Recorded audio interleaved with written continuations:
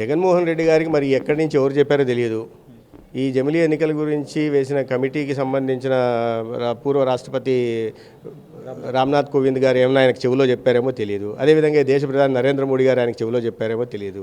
లేదా పార్లమెంట్ సభ్యులు కానీ కొత్తగా వేసిన కమిటీ ఆయనకు చెవుల్లో చెప్పిందేమో తెలియదు.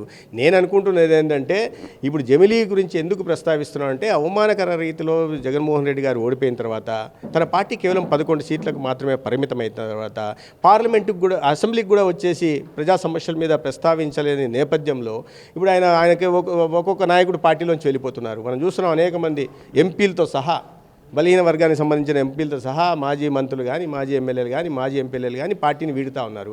వాళ్ళని కాపాడుకోవడం కోసం వాళ్ళలో ఒక స్థైర్యాన్ని నింపడం కోసం 2027లో జమిలీ ఎన్నికలు అనే విషయం మాట్లాడుతున్నారు. రెండోది ఓటమి తర్వాత కేసులు బారిన పడి ఆ కేసుల నుంచి తప్పించుకోవడం కోసం ప్రజల్లో ఏదో మాట్లాడడానికి ఉండాలి కదా, దానికోసం ఈ రకమైన జమిలీ ఎన్నికల గురించి మాట్లాడే ప్రయత్నం చేస్తున్నారు. కానీ లేకపోతే ఈ కమిటీ నిర్ణయించాల్సింది.